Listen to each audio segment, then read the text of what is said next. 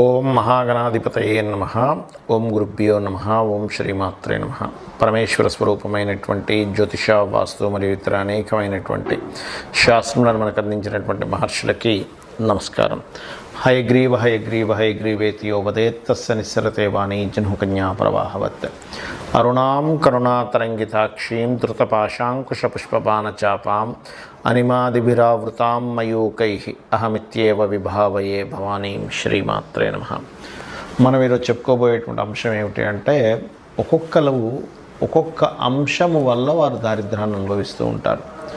అందులో 12 లగ్నాల వారికి, ఒకవేళ లగ్నం తెలిస్తే లగ్నం నుంచి ఫాలో అవ్వండి, లేనట్లయితే 12 రాసులు తీసుకోండి. లగ్నం తెలియదండి, కొంతమందికి టైమ్ ఆఫ్ బర్త్ నోట్ చేయరు, అలాంటప్పుడు రాసి చూసుకుంటూ ఉంటారు. అటువంటి వారు కూడా ఈ యొక్క అంశంలో, అంటే మీరు ఏ విషయాల జోలికి వెళ్ళడం ద్వారా మీకు దారిద్ర్యం అనేటువంటిది ప్రారంభం అవుతుంది, ఎటువంటి పరిసరాలు మీ చుట్టూ ఉండకూడదు, ఇవి కనుక తెలుసుకోగలిగితే మీకు దారిద్ర్యం అనేటువంటిది మీకు దరిచేరదు. గుర్తుపెట్టుకోండి.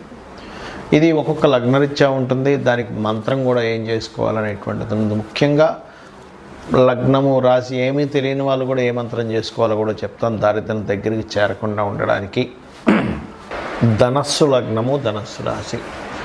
ధనుర్లగ్నం వారికి వాళ్ళకున్న శక్తి ఏమిటంటే, స్వతహాగా గురుత్వ లక్షణాలు వాళ్ళలో ఉంటాయండి, దైవశక్తి వాళ్ళ ఉంటుంది. అందుకే మీరు ధనుర్లగ్నం వాళ్ళని ఎవరైనా గమనించినట్లయితే వాళ్ళకి ఏదైనా ఒక సహజంగా ఉండే చదువు కంటే కూడా ఆధ్యాత్మిక సంబంధించిన స్తోత్రాలు కావచ్చు, అంటే భగవత్ సంబంధించిన ఏవైతే ఉంటే వాళ్ళు తొందరగా వాళ్ళకి కనెక్ట్ అయిపోతుంది వారికి.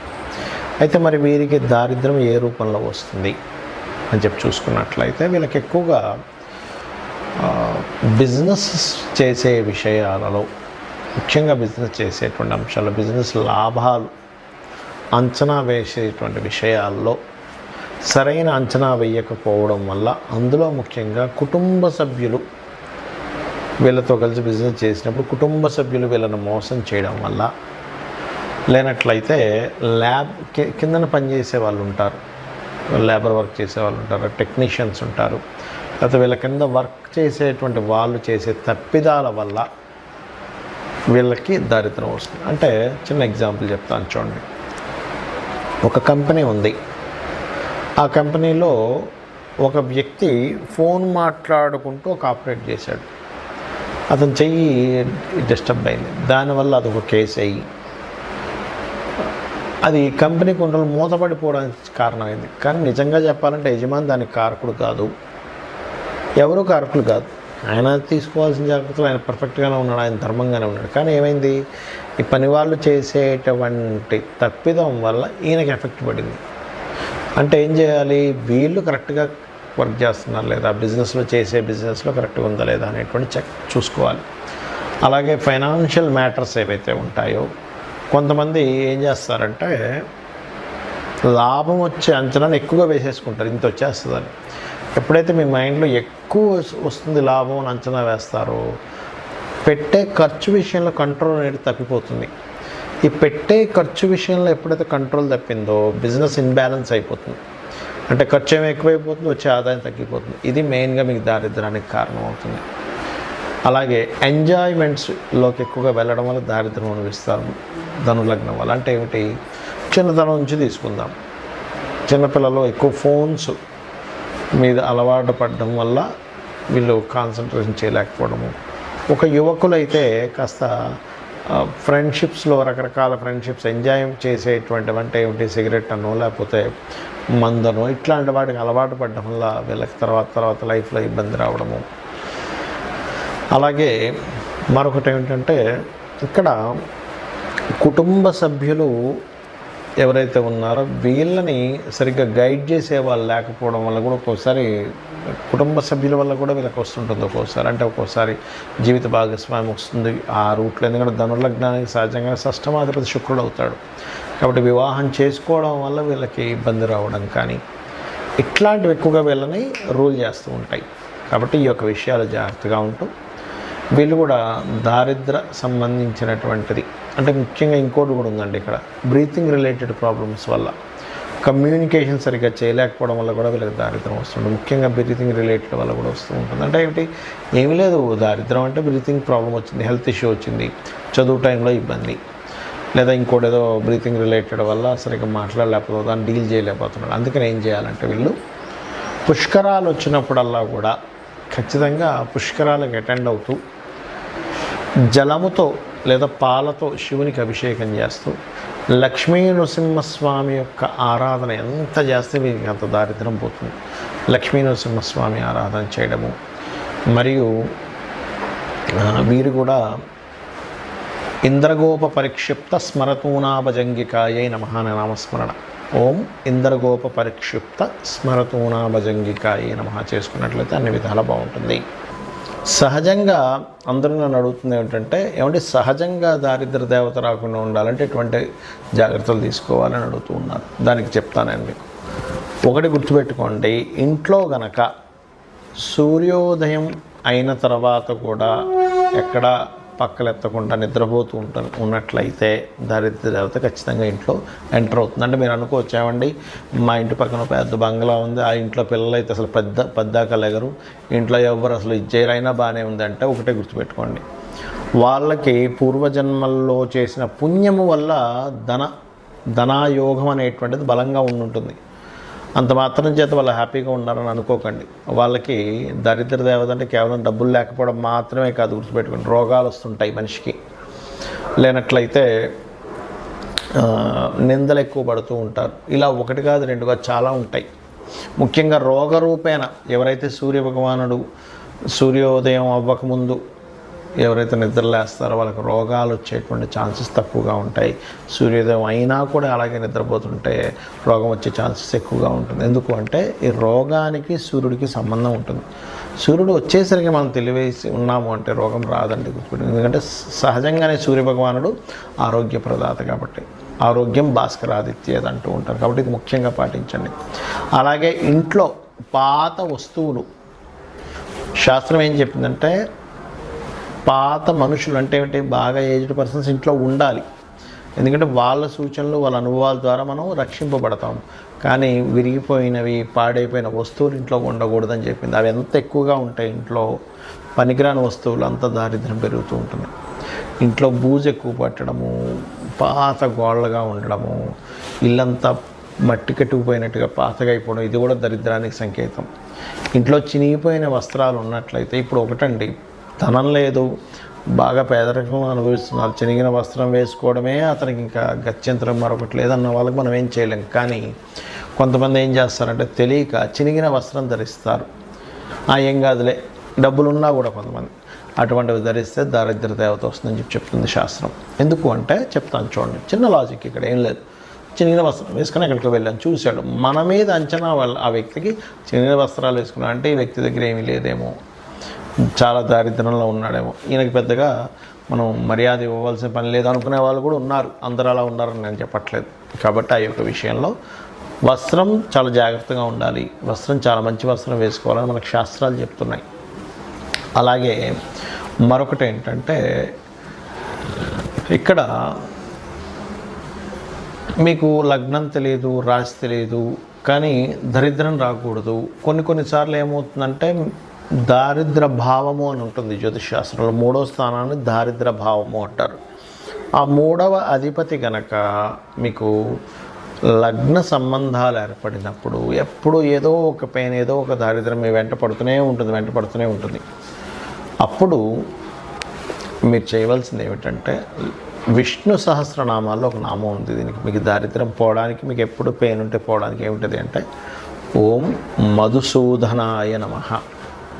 ఈ నామం మీరు ఎంత చేస్తూ ఉంటే అంత దారిద్రం అనేటువంటి తగ్గుతుంది. కొంతమందికి థర్డ్ కనెక్టివిటీ వచ్చినప్పుడు దారిద్రం ఉండదు, కానీ అది ఎలా ఉంటుందంటే ఎప్పుడూ కష్టపడుతూనే ఉన్నానండి, చిన్నప్పటి నుంచి నా పని కష్టపడటమే, చిన్నప్పటి నుంచి ఏదో పెయిన్ అనుభవించడమే అంటూ ఉంటారు. అటువంటి వారికి కూడా ఈ యొక్క మంత్రం బ్రహ్మాండంగా పనిచేస్తుంది, గుర్తుపెట్టుకోండి. అలాగే ఇంకొక విషయం ఏంటంటే, ఇంకో దారిద్రం గురించి చెప్తాను. మనం తిన్న కంచంలో కడగకూడదు. తిన్న కంచంలోనే కడిగేస్తారు చాలామంది. శాస్త్రాల్లో మనకి మనం ఏదైనా ఆహారం భుజిస్తున్నామంటే దాన్ని యజ్ఞం కింద చెప్పారు. ఇది ఒక యజ్ఞము. మరి యజ్ఞం చేసిన దగ్గరే మనం చేయి కడుక్కుంటాము, ఆ యజ్ఞ గుండంలో కడుక్కోం కదా. కాబట్టి తిన్న కంచం అంత పవిత్రమైనటువంటి విషయంగా చెప్పారు కాబట్టి అది చేయకండి. ఇక మరొక విషయం ఏంటంటే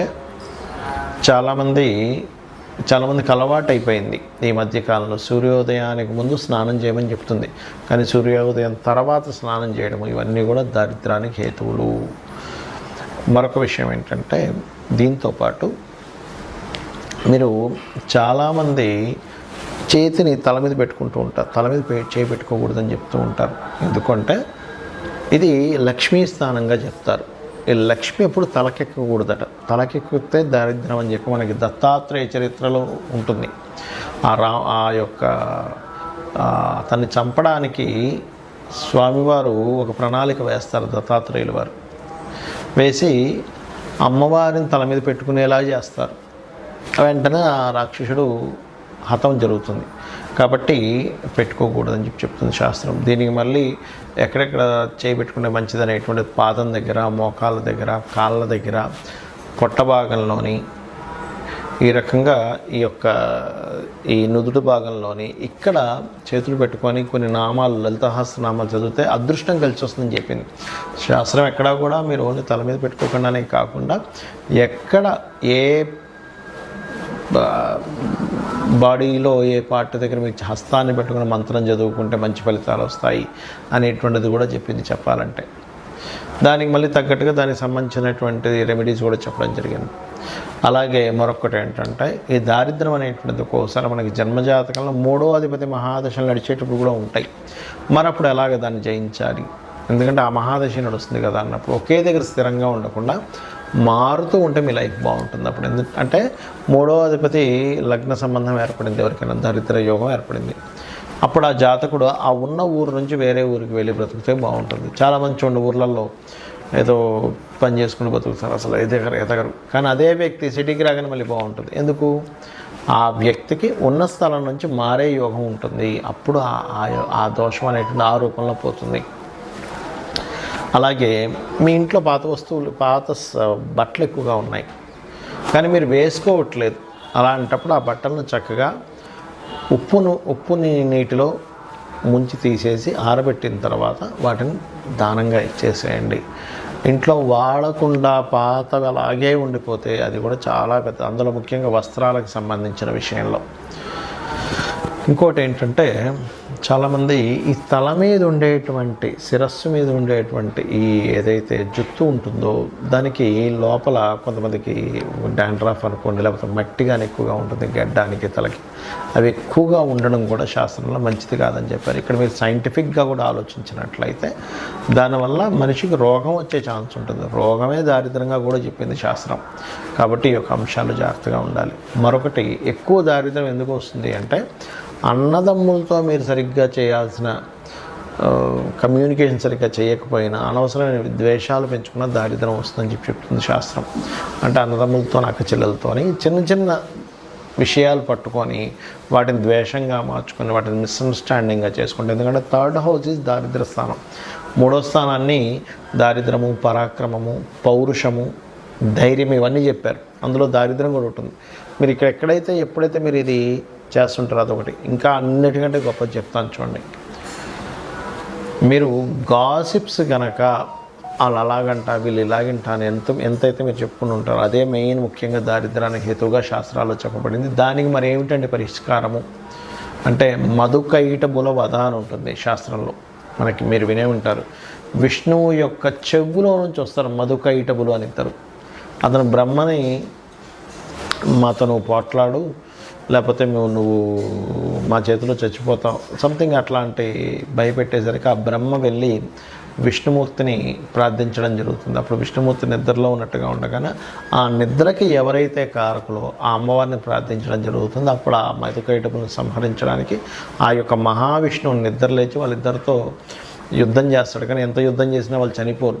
అప్పుడు వాళ్ళు ఏం చేస్తారంటే కాసేపు రెస్ట్ తీసుకుంటా అన్నప్పుడు ఈ అమ్మవారిని అడుగుతాడు మహావిష్ణువు, తల్లి నేను ఎంత సంహరించినా వీళ్ళు చావట్లేదు, మరి ఎలాగా అంటే ఒక ఉపాయం ఇస్తుంది అమ్మవారు. ఏమిటి ఆ ఉపాయం అంటే, ఇతనే వరం ఇస్తా అంటాడు మధుకైటబులు విష్ణువు.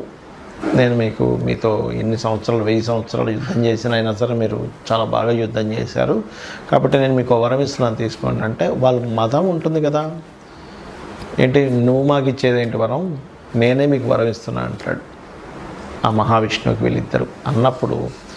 అప్పుడు ఆ మహావిష్ణువు ఏం చేస్తారంటే, సరే మీరు మాట తప్పకూడదంటే సరే మాట తప్పమంటారు. మీరిద్దరూ నా చేతిలో చనిపోవాలని మహావిష్ణువు కోరుకుంటాడు.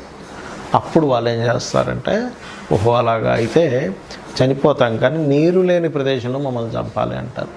కానీ అది మొత్తం నీరే, నీటి మధ్యలో ఇతను శేషపాను పైన ఉంటూ ఆ యొక్క పద్మం నుంచి వచ్చినటువంటి బ్రహ్మగారిని చంపుదాం అనుకున్నారు కదా వీళ్ళు.